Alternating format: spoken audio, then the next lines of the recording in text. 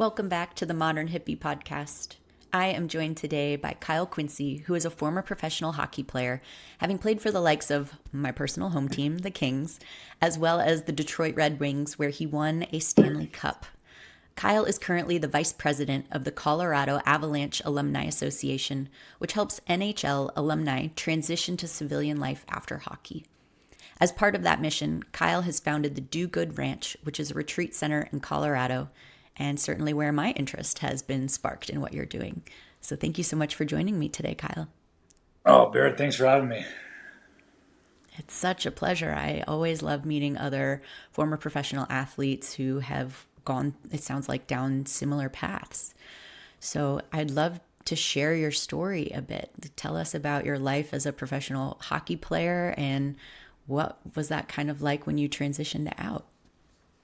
Yeah, that's a big one. Well, I grew up in about an hour northwest of Toronto and dreamed of being a professional hockey player since I was probably 3 or 4 years old, as you can imagine, in that culture. Um, Moved away from home to play, they call it junior, but semi-pro in Canada and Ontario at 16, and got drafted to the Detroit Red Wings, which they could have like very close to being like a dynasty at that time in 2003, and got to play with legends. My first ever partner was Chris Chelios, one of the best U.S. born hockey players to ever play the game, and he taught me so much on and off the ice. I was just so fortunate to start my career and play with so many legends right at the start, and then going to the minors and playing pretty much 3 full seasons, and earning my stripes, riding the buses. As you know, the Red Wings were so good and ended up winning the Stanley Cup in 2008, where I could be a part of it. I was kind of a cheerleader, a glue guy in the dressing room, but had the day with the cup and the parade and all of that, and just kind of learned what it took to win at the highest level. After that season, I got put on waivers and I got picked up by the LA Kings, lived right in Hermosa Beach, got to live the California life, and didn't even bring a car. I just rode my bike everywhere. Um, Wow. and yeah, so in the summer, I had my breakout season, that season with the Kings, and then I got traded to Colorado, the Avalanche, and really started my career and fell in love with this place. I live in Denver now, make Colorado my home. Just absolutely love it. So played 3 seasons here. I got traded back to Detroit for 5, and all the legends were kind of like retiring at that point. Some of them, and so I got to go full circle there. Kind of started as a rookie, then came back as a bona fide NHLer, top defenseman. And then at the end of a typical end of your career, you get kind of bounced around. So I went to New Jersey for a year and then got traded to Columbus, and then ended up in Minnesota in my last year. And then, people said we retired, but I got fired. I'd still be playing if I could. Um, and then my last season was in Finland, which was amazing for me because it was like a weaning off process, right? So I kept telling myself, like, I cannot win the Stanley Cup here in Finland. Like, embrace it, really get into the culture, and really learn as much as you can. You're not going to come and do this after you retire. So I just got to kind of wean myself off, which was really important to me. I couldn't leave the way I left Minnesota with someone telling me I wasn't good enough. I had to kind of do that on my own and play the full season. Was training, I would say, kind of half-assed, and I was riding my bike, mountain bike, and went off a jump, hit a tree, hit a rock. Was laying in the river. And that this was kind of like my press conference of how I retired. But I'm laying in the river, and I'm just telling my buddy, I'm like, I'm done. I think I'm done. So I come home. My wife Rachel was just like, why would you keep playing? Like, why? And and at that point, we had a quick conversation about it, and it was official. I didn't think about it ever again. It was done. I was 20 plus concussions. getting them very more frequently and bouncing. I was bouncing back. It took me longer to recover. Just like little grazed elbows in the corner, and I'd be missing a month. Really, no rhyme or reason. Like how I was getting them, like how I wasn't getting hit hard, and I had to listen to my body and just stop, and then started kind of leaning into learning how to solve this problem because all the things I was looking at was CTE, um, Alzheimer's, dementia. It wasn't if, it was when. And I decided at that point that, I'm not going to take that lying down. I need to educate myself. Concussion was a brand new word when I started, fights and hits in Canada back in probably, late 90s. And then traumatic brain injury was a new word um, that I had to learn in 2019 when I retired. And, it's really thank you for your service. Good luck. There's no really education of, hey, because of these concussions, some of these symptoms you're having make sense. And here is a path to do that, to educate yourself. So I had to take that on in my own hands. And luckily, I like just like hockey. I met some legends off the ice in the psychedelic world to really understand all of my options, and that's the path I'm currently on. The last 3 or 4 years have been pretty epic when it comes to like understanding traumatic brain injury and psychedelics and all the different options that are available. There's so much to unpack in what you just said, and so much I relate to for anyone who's listening that isn't aware. I was a professional athlete myself. I was a professional wakeboarder, in which we're also riddled with concussions and getting knocked out. And what I interestingly learned about concussions through, I spent a lot of time around like the BMX and skateboard industries as well. And one of their trainers was one of the top concussion experts in the world. And she really educated me about the fact that like it doesn't, every person's got a different threshold for a concussion, and that can change varying day by day. So kind of like you said, like little taps were getting you. It's like it doesn't even, there's no predictability to it. And kind of the more that you have, the more susceptible you become to them. She's the reason I started wearing mouth guards now when I snowboard, because I kind of refuse to wear a helmet still. But at least the mouth guard, like more concussions happen from a hit to the jaw than a hit to the head. And being a little ignorant there, but at least I started doing something. But Mm-hmm. I've talked to a lot of other professional athletes, specifically in skateboarding, like Tony Hawk and Christian Hosoi, and my friend Kevin Robinson, who was a BMXer who recently passed, who is being studied by scientists out of a college trying to figure out why he didn't quite yet have CTE, even though he'd had so many TBIs. And then he ended up passing away of a stroke during the filming of the documentary. And so there's so much that the athletes, especially in those early eras, like you're talking about, just aren't educated on. And then the sports, we deliver, and when we're done, they're done. There's not usually a savings plan that they put away in for you. There's no disability retirement. And a lot of people in my industries as well sort of finished on injuries. I'm kind of like Yeah, you. I was lucky enough to transition out. yeah. I was in a very unique situation too. Again, like I mentioned, Chris Chelios was a big mentor of mine, and I got called up and was, some of my first NHL games in 2005, 2006, when the NHL and the NHLPA were having like a huge battle, and we ended up going. There was a lockout in 2004, and I just the passion he had for the game and the guys and to protect us really sat with me. And if a guy of his legendary status can care so much about his brothers, it really sat with me.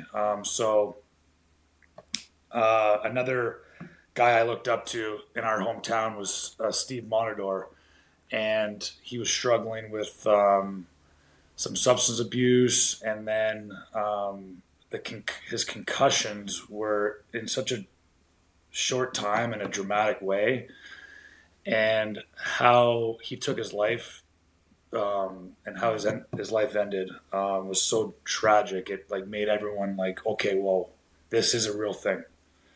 This this has to be talked about and appreciated.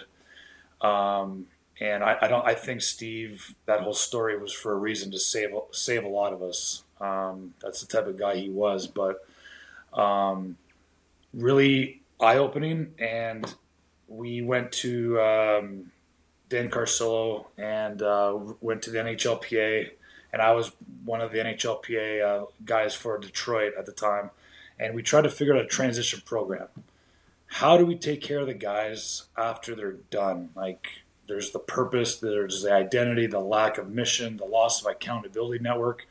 All of these things were not talked about, but like they were coming up, and it never really worked out with through the NHLPA. So um, it gave us an opportunity, I guess, or a need that we needed to figure out on our own, right? So now the NHL alumni is an association. It's almost like call it like a biker gang. There's different chapters of all the teams, and then the main NHL alumni is run, and I help run the Colorado chapter of that alumni.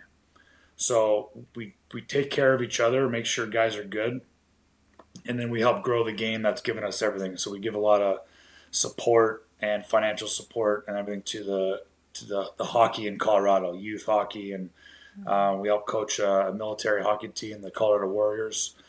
We do a lot of cool stuff with the Firefighters Foundation and different hockey games, just using hockey for mental health. So yeah, there's a huge need and a lack of that, and I think for military, first responders, professional athletes, my mission and what I'm trying to talk about is the transition is a real thing. Even if you're a housewife and your kids are out of the house, there's a transition. If you're a CEO, you sell your company and everything is good on paper, but you've been doing something and building up something for 10, 20, 30 years, and all of a sudden, boom, gone.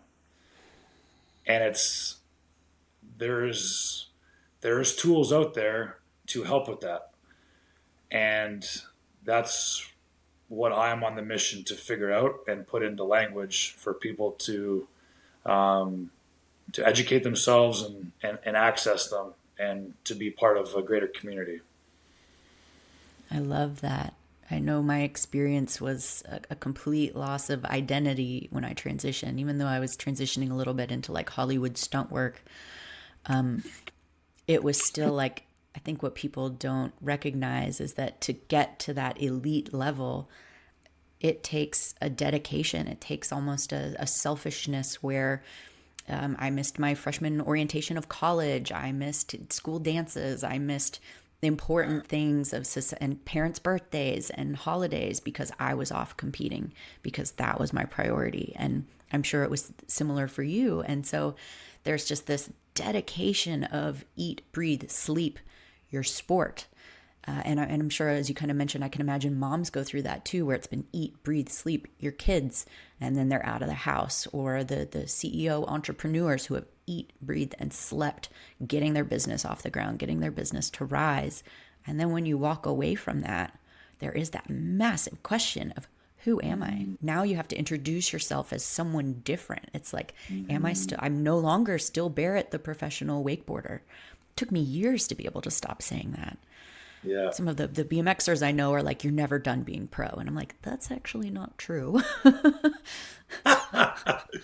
Yeah. Yeah. My bank account doesn't say that anymore. Right? Yeah. Like this. Yeah. Well, you nailed it. You nailed it. It's so true. And I think, hockey and other sports, it's very drastic, but it's the same concept for other demographics and all of that. And you know, at the ranch, and what we're trying to kind of educate people is of some of Joseph Campbell's work of the hero's journey and it being continuous. So like that hockey stuff was a phase. It was an amazing job. But I give myself permission to not have to sacrifice the rest of my life because of that. And learn from it, take all the good stuff from it, and really, you know, it's taken me to be in ceremony to really look back at my career and say, like, God, that was awesome. All that dreams you had as a kid, you did it, right? Because in hockey, it's never good enough, right? Even if you win 8-1, there's still video the next morning and they break down all your mistakes. It's never good enough. So, and that's another thing too in the transition, right? Like I dedicated myself to be one of the best hockey players on the planet, and to do that, I had to be in that mode of it was never good enough and always growing. If you're not getting better, there's someone trying to take your job every single day, every single season. So, but as a father, as a husband, those those traits didn't serve me anymore. So I had to, and again, psychedelics really helped me with this, is to understand those things that were needed. Those tools were needed, but I need new tools. I can't be using those tools in the everyday life, civilian life, if you want. They weren't serving me. So that was a big positive impact I got from psychedelics, and what I'm trying to um, tell people about. Of my hopefully my story can resonate with them and give them maybe open their eyes that there's other options out there. What was your first ceremony like? I say Like it where this were way. you sort of mentally, and where did you come out the other side? Oh, yeah. Well, I'll tell you what I got, then I'll tell you how I got to the actual place. But I tell people I got my power back. I was off the path a little bit, and I just had this overwhelming feeling of you're good enough. You're good enough, and you're awesome, and the only one holding you back is you. So um, I'll tell you a long story long, but so I retired 2019, April April 19th. I showed up at home. My youngest son Axel was born on April 1st. I met him over Zoom during the birth. I came home 3 weeks later because I was in Finland, and that's another long story of how that happened. But it was a good thing. I come back, meet him, everything's good, and I'm retired. So I'm a stay at home dad. Around 11 months, he was progressing to walk, and then he started going the other way. And on the day before his first birthday, we took him in. He had an MRI, and we found the brain tumor. So on his first birthday, we found out, and it's April 1st, 2020. So it was the first week of COVID. So I'm dealing with all of my things of suicidal ideation, anxiety, depression, loss of identity, loss of purpose, all of these things, right? And I wasn't bred to be a stay-at-home dad. It was the hardest thing I've ever had to do. I'm so grateful I did it, but I have so much respect, more than I did, for those who do that, and that is a real job, for sure. But we had emergency brain surgery on April 2nd. We had a game plan of chemotherapy. I remember this to the day. It was we just finished chemo, and we found one of the best brain surgeons in the world in Children's Hospital Philadelphia, CHOP. So the day before, we have to go to an Airbnb right downtown Philadelphia. It's on CNN, literally on fire. I think it was the George Floyd riots happened just then. And we're like, we are leaving Denver to go to a place for this crazy brain surgery that we needed. And we're going to a place that's literally on fire, like rioting, craziness. Fuck. So, yeah, fuck is right. It was a pretty big shit sandwich, I'll tell you that. But all those feelings I had, for me personally, it's stuffed all the way down, little box, put that away, deal with that later. Had to be the rock for the family. My mom and dad family couldn't come down because of they're Canadian. The borders were locked. The first time I really needed a hug and my community, they throw lasagna on my front porch. I'd come out and they'd be like, "Whoa, buddy, COVID, man, 20 feet, no way." And it was heartbreaking. But at that time, I wasn't aware of it, but I was learning very to my core how important community is in tribe, because we were all isolated so aggressively at that time, if you remember. Um, Mm-hmm. so we moved to Philadelphia for 3 months. The hockey community is so amazing. The NHL was shut down at that time.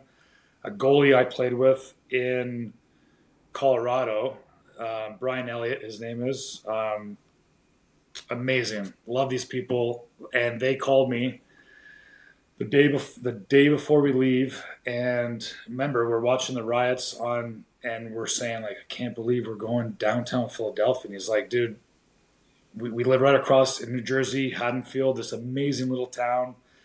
You can stay. We have kids that are like 2 and 5 years old. The toys are there. The car's there. It's all you. Go. So we moved in to a Wow. house that was like already set up for 2 kids and everything. We got in the car the next day and just did the trips every day to Philadelphia, to go into CHOP. And we met the surgeon. Yeah, he had a 30-hour surgery, getting every cell off of brainstem and vital nerves. And we recovered for a couple weeks, and then he had to go into radiation every day. And then I remember ringing that bell. He, bald head, 1 years old, climbed up the whole rocky stairs, and we flew home. We got situated back, and I finally had an opportunity to like take a look at that little box that I put all that stuff in.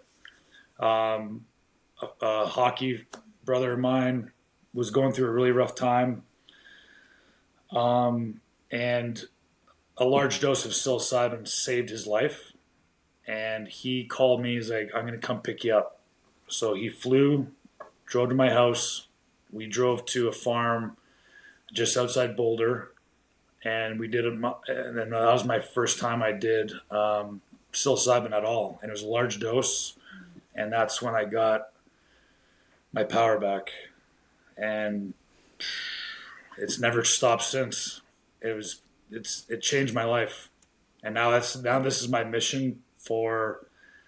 I was just called in that time, and years after, it wasn't right. I didn't buy a retreat center in Costa Rica the next day. I was like, it could happen, but It can. um, I sat with it for a year or so, and this is now my new mission, and I'm so happy I found it. I get to tell people about this modality, this technology, these different tools, these teachers, to give people hope and a different option for wherever they're at. So it's so rewarding.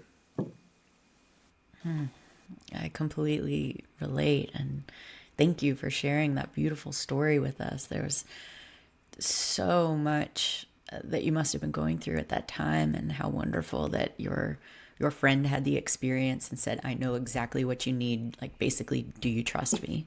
Come with me." And you did, and you followed. I personally struggled with depression and suicidal ideation my whole life, and that was made even worse by retiring.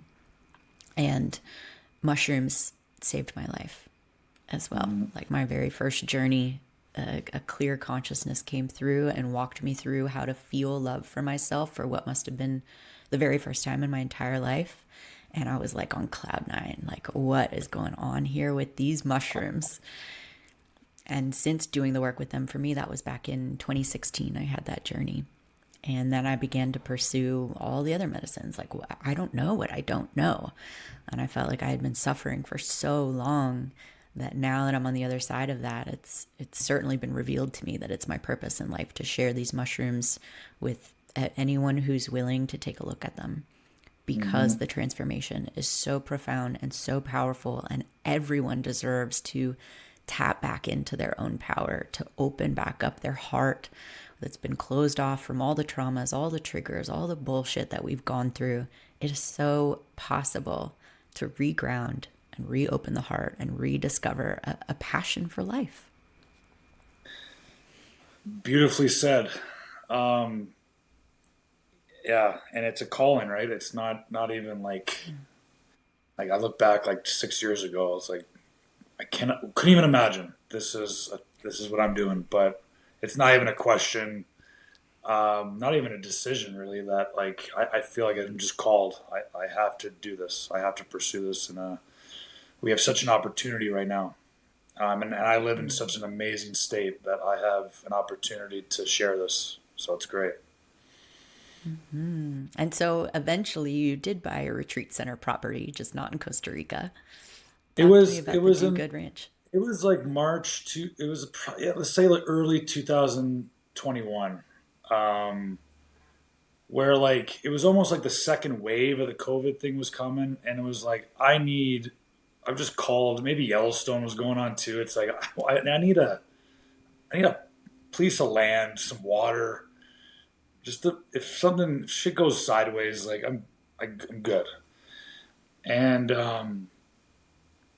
so we bought the ranch, and then I think it was just friend after friend was just saying like, "Man, you look great. Like, what's going on?" I'm like, "Well, I'd love to tell you if you're interested." And then a few people would come up, and we'd sit in ceremony together, and we just saw person after person just making amazing improvements in their life, and then the need, and then the whole mental health epidemic that was happening in before our eyes with the pandemic, and isolating people, and the community just being a lack of. Um, and then I was just like, okay, like all these pieces are just putting into place, and I'm aware now of what's happening. And this piece of land is now, there's magic to it, and it's got this energy to it, and the beauty of it, and how much it's needed. So it organically just kind of turned into a retreat center. We started putting these beautiful geodesic domes on the land, and it's a place for myself to go at least once a month, and I get to bring up a bunch of friends and some people, and a lot of ex-military, a lot of first responders come up with us, and we get to continue our journey. So talk to me about, you guys serve a pretty large dose. Is what's on offer, and obviously everyone gets to kind of have their own input on if they want to take that a large dose. It's well into the heroic dose range. Talk to me about why you think that that's so important for the people who are drawn to the Do Good Ranch. Yeah, for us, we prepare people, you know, in a perfect world, a month to 2 weeks before, and people are coming up, spending the time, and we want to make sure they get the benefit out of it. So, what we have found that we like to err on the side of a higher dose instead of a lower dose, just to get past that. Some guys are just so, the ego is very strong for them. So the dose is to, and again, there's sometimes that we're mid ceremony, and some people are like, hey, can we have some more, because of the ego. And again, like you said, like it's always an offering, and people can go half or quarter, or however they want to get there. But um, what we found, to answer your question, it's to make sure that the dose is enough to get to the for the ego, and for them to see clearly without that filter, and for them to get the benefit, right? So I I think that the dose is such a different with this technology. Like when people try to rationalize it for other things that we know about, Advil, alcohol, other things. This is such a different. The difference between like a 5 and a 15 to me is it's not very much in my opinion. You're going to get to the point where you need to get to. So we are trying to get you to a place where you need to get to heal. That's my answer. I know we could go down the rabbit hole of dosing and the science behind it, but you're prepared. You're ready to rock. We want to make sure you get past the point that you're going to get your benefit. Yeah, and you and I had talked about this offline a little bit before in our first conversation, and I really sat with what you were saying, and it started to really resonate with me that when you have men who have been, I'm sure, military assassins who've been in combat, when you have men who've received so many concussions as top athletes, and even some of the hardest core businessmen on the planet, you're right, those egos are super strong, and they're the ones who are sitting there going, show me something impressive. And that's where those much bigger dose. I mean, I'm a huge heroic dose taker myself. Quite the psychonaut. But even those doses that you're talking about serving, are pretty hefty. And I can see though how that would be beneficial for the kind of people who come to you. That demographic that you talked about, like you said it before, of to be a professional athlete, the ego is a huge part of like you needed to be okay. I'm putting the armor on. I'm a superhero now, and you go into to battle. Right, we're actually in a coliseum, and it was dire. It was kill or be killed, and I had to put that face on and that armor on. I don't know, thousands of times, like over those years. So that armor's built in, and the demographic we just talked about, they literally are going into battle. They are literally going in and putting armor on. Um, and the first responders too, like imagine the stuff they've seen on a daily basis, and they have to put it in a compartment. That's what they do. And when the music stops, they confront that, right? Because they like the first responders, they have an opportunity to help somebody every day. They go to work, but when there's no more work and there's no one to help, and then they have to help themselves, that's when the trouble happens. So the transition that we talked about, like that is a legit real thing, and there's so much armor built up and compartments, and the ego is so strong in that demographic. I think you're right. We've seen a huge benefit of the bigger dose for that demographic. And what's really coming through for me now too is like identifying that as a peak experience. And as especially athletes, every time that you enter the rink or every time that we enter the contest field, like it is a peak experience. There is that flow state that you tap into that is absolutely magical, that I think is one of the things that we miss so much in that transition. And then Adrenaline. there's exactly. But there are these peak experiences in psychedelics that begin to help mitigate that. At least that was my experience, that wow, now I can go have this mind-blowing experience where I'm looking at my actual core essence of my soul and sitting with each fluttering of the heartbeat, where I'm looking at time and how it's made and how to shift timelines, where I'm deeply understanding sound, or I'm reframing all of my past relationships and understanding the lessons I learned instead of harboring the pain and resentment for what happened. Mm-hmm. And those are just harder to receive on smaller doses. Yeah, you're right.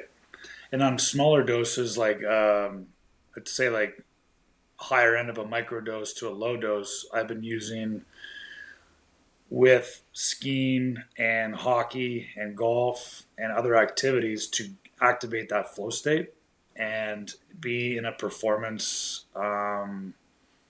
It's epic. It's awesome. Yeah, using the tools in different ways. right? It's not, that's the beautiful thing with mushrooms is you can use it in so many different ways with different intention. And when you use anything with intention, you get the benefit out of it, right? So that's another huge thing that we talk about is just starting to live with intention, even food. Like, why are you eating that? Why? And then food is medicine, right? If you let it be. But yeah, but even alcohol, right? Like growing up in the Canadian culture, especially the hockey culture, it was a thing, and I was very good at it. And after a while, the ceremonies helped me. There's like that's not serving you anymore, and use it with intention. And my whole relationship with alcohol has changed, and like Mine too. giving it reverence. It's a spirit. I love how you've identified the different ranges in which we can still continue to use this beautiful medicine throughout our lives. Like, I also love to take a large microdose and go surfing, and it makes me feel so much more connected to the waves. That's always for sure when dolphins come by. And I get to connect with the dolphins. And I've actually worked with a lot of clients too who were professional surfers, professional bike riders, and they got into a microdosing practice. And even after simply, some of them simply a month, the suffering they were feeling from their concussions went away. Their brain began to function in a way that they remembered it before all of their concussions. And so it's also those intentions, like you said, whatever we intend is going to be reflected in our outer reality. And there is an energetics behind it that we could get super woo woo and get into. But understanding that intention kind of drives our whole lives. I kind of want to go the other way, other than woo woo, but I think of I've been really researching and learning about the critical learning periods and how your brain is actually malleable and the neuroplasticity. In my case, and the TBI survivors, is the neuron growth, like the actual, damage in our brain is very good at just making new pathways, but actually like letting that damaged area turn back on and flicker the lights. And I think that's where I've seen personally, and a lot of other people have like huge impact from even microdosing, low dosing, and then the big dose, obviously. But it's like, oh my God. Like, so when I talk about microdosing and like functional medicinal mushrooms, it's like, for me, it's like turning all my light switches on, and all my senses are heightened, and I'm at my optimization, like optimal level. And like, that sounds awesome, right? So, I could see it all over your face how awesome it is, and I concur. yeah, and it's like, and it just go back to 6 years ago when I was looking at CTE and um, dementia and Alzheimer's, and just waiting till all of that came in to now finding this tool to start healing my brain and using cannabis and CBD and learning the different tools to break that blood-brain barrier and to decrease inflammation, and like really diving into lion's mane and turkey tail and reishi and cordyceps and chaga, and like really researching how amazing those things are and how amazing sunlight is, and just how strong and awesome this meat suit we wear is. We're getting like the manual to these things. So um, all of these things we talk about, like hyperbaric chamber, oxygen therapy, um, red light, psychedelics, cannabis. I think it's giving us the reminder of how powerful we are, and I truly believe that we are the medicine. The things we're talking about are teachers and reminders of that. But we're living in a pretty amazing time where we can listen to podcasts like this and learn so much, and then go research it, and then try these new things. And now in Colorado we have ways to access these modalities. It's unbelievable. How do you feel about the legislature that's going on in Colorado right now around I'm excited psychedelics about it, specifically? right? So Oregon started it, like they kind of created the path, and then we voted it in. I don't know, maybe a year and a half ago, and it went live. I don't know, 39, 41 days ago. So it's still moving, and people are still figuring it out how to navigate. And I'm talking about Prop 122, the Natural Medicines Act, which is a state license program. So facilitators can get a license, healing centers can get a license, and people can go and learn this technology at whatever level they want to, up to 5 grams by state law. The in Denver town here, it's just the real estate, kind of where we're at right now. I think a lot of these retreats, these healing centers, will be medical office buildings, and I'm super excited that it's cracking the door open, right? And we're learning how to put this spiritual kind of decentralized thing into a government box, and it's pretty interesting to see how they're trying to figure it out. But the beauty of Colorado, which I don't know if people know about, but there's 2 lanes.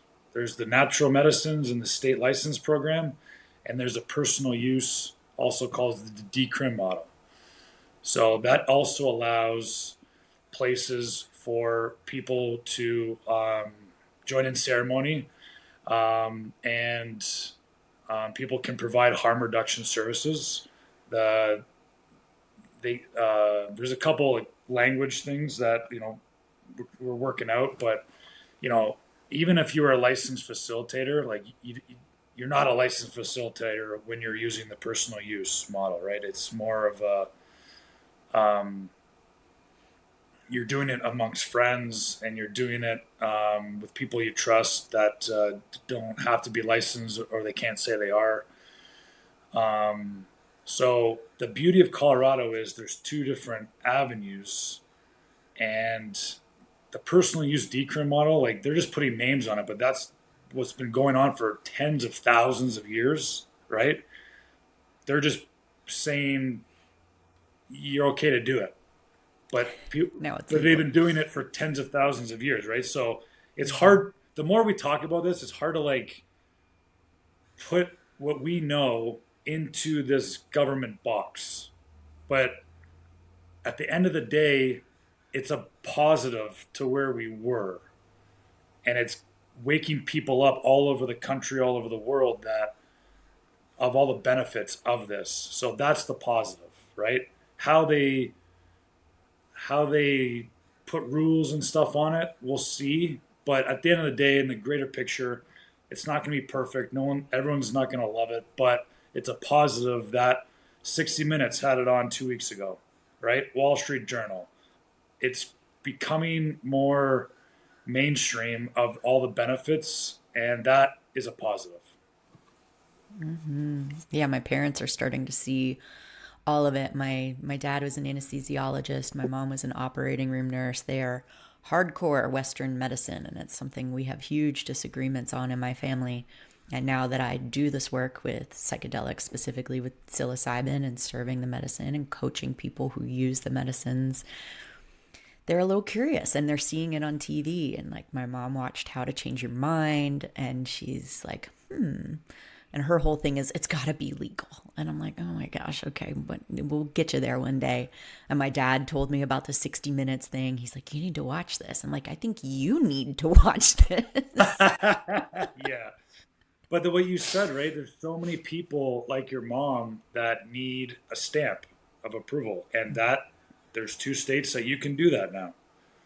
So Right? it is legal. Go do it. Yeah. Go to Oregon. And and what was your spiritual stance before you got into the medicine, and how has that evolved now through your experience? Yeah, you touched on with your parents. I think I was blessed to have 2 amazing parents that were open to weren't as streamlined in the Western medical, as you could say. They were open to stuff. So my dad has sat with bufo with me, and my mom's did a 10-gram dose with me in mushrooms. So like they're in, right? They're awesome. Cool. Um, but my spiritual kind of coming into it was that I was open. I was raised that way to not just to be open to new things. And I started with mushrooms, and then I got hooked up with some military guys that took me under their wing and showed me, like, okay, this is now my elder. And I flew and sat with him for 4 days and just absorbed as much. I literally have a whole journal just of like language and how he's like, hey, like you have an opportunity, but it's attraction, it's not promotion, right? Like you just have to walk, do your thing, and people will. It's not about promoting this in a way, right? So um, that was sat with Wachuma for 4 days, and he introduced Chonga, and got to see and navigate that world, and just the nervous system reset from Wachuma, and it was like, holy shit, this is like I'm understanding, right? So psilocybin, the bufo, the Wachuma. I have a iboga ceremony coming up very soon. I'm very excited about. Um, Woo. but I just, again, it started with hockey of these elders, mentors. I'm so blessed to have these amazing elders and mentors to walk me through, right? And taught me this is how you be a professional. And then now on the back end, I have these mentors and elders being like, I'm going to show you what all of this is. And then what I'm called to is try to put it into language that is digestible to the men, the special operators, the firefighters, the professional hockey players, the anyone that is has a little bit of curiosity that maybe everything that on the TV isn't good for me, or maybe there's more. And if that's you, I got all day for you, and I'd love to talk about it, and I'm very passionate about it, and just to learn that new tool. Yes. And I love that you draw upon too the idea that everything on television isn't good for you. It's like everything we consume contributes to our human experience. And I think working with these medicines is the beginning of really walking a more holistic path in mind, body, and spirit, taking care of it all. You can say it another way, like the centralized model, right? It's not really working. That's why we have this huge opportunity. But what I'm trying to tell people is how powerful you are, and there's these tools to remind you of that. And you don't need majority of the shit that you think you need, and you don't even know how strong you are. People always ask us, like, how did you get through your son's diagnosis and the COVID and all? And I'm like, you don't even know how powerful you are and how strong you can be when pushed to that point and needed. And it brings me to a very important point that it's helped me, but the growth and the healing happens in the discomfort, right? So if it's cold plunge is a perfect example, right? Everyone says how amazing cold plunge is. There's so many people like, are you kidding me? There is no way I'm getting in that, right? But then once you Sure. get in it and you walk that razor's edge, the razor's edge gets wider. And then you can go in from 50 degrees and 45. And next thing you know, you're just swimming like a polar bear in 35-degree water. And it's the same thing with the psychedelics, right? If you can push yourself to that discomfort, right? The ego's telling you, like, don't do that. What are you doing that for, right? Don't do that. Don't quiet me down for 4 hours. But if you can get past that and you can take that leap of faith and really lean in. I know you talk about it, like lean in, right? During the ceremony, lean into it. You're good. It loves you. Open that door, right? And it's that growth mindset. And that served me very well. And I'm just trying to put that into words for people to hopefully get their light back and like understand how powerful they are, because I don't think there's anything more beautiful of seeing somebody maybe off their path a little bit, and then they get to go do something pretty amazing, and they've earned their power, they've earned their confidence, they've earned just like how amazing I see how amazing I am, and we lose it. It's so easy to lose it and not feel we're good enough. And it's just a reminder to be like, no, you're awesome. You're more than good enough. And like, how beautiful is that? It's fucking incredible. It's incredible. And we can even get knocked off our game after we've been on this path. For example, last year I got a respiratory infection. I had to take a bunch of antibiotics. They wreaked havoc on my gut biome, and I came out of it super depressed, just down in the dumps. And I had lost my synchronicities with the universe. I'd lost feeling in touch with that connection of universal love. And I luckily went down to Peru and sat with my mentor down there. And we did a week of San Pedro or Chuma. And he brought me back. He brought me back to that divine connection. And I got to remember my own power and re-feel that just abundant love in the surrender. Whereas before it was back to that like mental ego. I got to work harder. I got to do more. And we remove the bandwidth for magic to happen when we have to have everything so figured out and be so controlling. But learning how to tap into our own power, we can let go off the reins and surrender a bit more to, especially the idea that the universe has got us. And when we know our purpose, everything unfolds beautifully. And like the beauty of, like, I guess where I'm at now is like hearing you say that and almost being like, that's awesome. Like, you got to go to the darkness and you got to realize how awesome the light is. Because if it's sunny every day, it's just another sunny day. But when it rains and it's like shitty, and you're like, okay, like next sunny day, I'm embracing it, right? So understanding yin and yang, understanding that you don't get light without the dark. There's a reason why you had to feel that loss of the synchronicity, loss of the spirit, to like embrace how amazing it is when you do get it back. So just embracing it and just understanding that we signed up for all of it. We signed up for the guilt, the shame, the love, the despair, all of it. And once you understand that, you can lean in and embrace the dark, because you don't get the light if you don't. So I didn't feel a lot of things for a lot of years, and I didn't understand. I didn't know I wasn't until I knew. But now I want to feel everything. I want to get in that cold plunge, get in that sauna. Go do things that are a little scary. Like, I'll be honest, I'm nervous for this weekend. Very nervous. But This is your Aboga weekend. yeah, it's part of it. Even like, it's funny. I don't know if you've dove into this, but I was going into a ceremony in January. It probably had to be, 15, 20 for me. And I was getting butterflies. And I'm going like, why?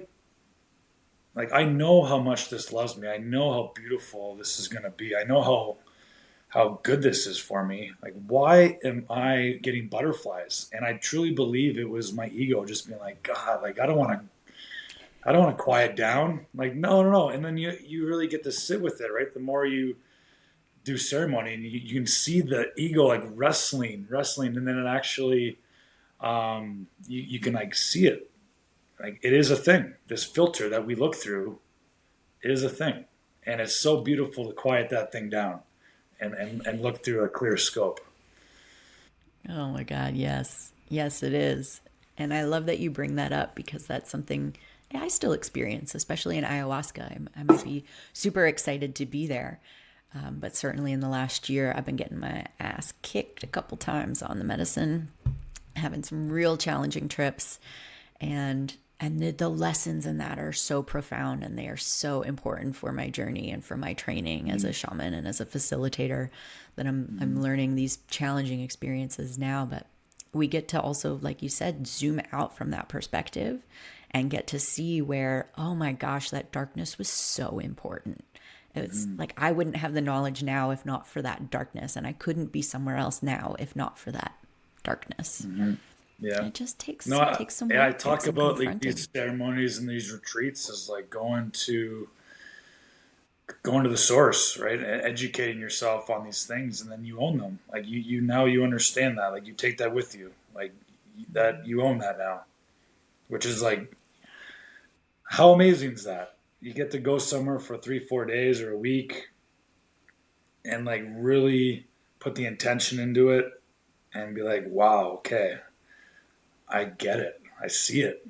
I can take that with me forever. It's like breath work. Like you don't even know how powerful that tool is, and it's within you all the time. That's another area too where the ego really likes to come online and say, stop this breathing pattern. I'm annoyed of this breathing pattern. And when we can just override that long enough, then the body falls into rhythm, Hmm. and it's just kind of all about getting that ego offline. Hmm. Yeah. No, we're I think generalizing right now, but I think a lot of us are just way too much in our head. And if we can, any opportunity we can get back to the body and kind of let that, drive the ship for a little bit instead of our head all the time, it's a positive thing. And breath work's a great way to do that. It really is. And so, for anyone listening who's interested in getting in touch with you to work with you, or is interested in what you're offering, what are the ways that you're working with people these days? We're building it right now, but it's kylequincy.com, which hopefully will be a hub to all the different things. And then right now, dogoodranch.com is more stuff on the ranch and how to get a hold of me. All the stuff comes to me. So yeah, Perfect. Well, we will have that all linked up in the show notes. And I just want to say a huge thank you to you for joining me today, and for the work that you're doing out in the world, for spreading this incredible message of healing and transformation that is available to people to not only overcome physical traumas, but to really step back into their power and find that loving compassion and excitement for each day again. So thank you. yeah, my pleasure. My pleasure. Thanks for having me. Thank you.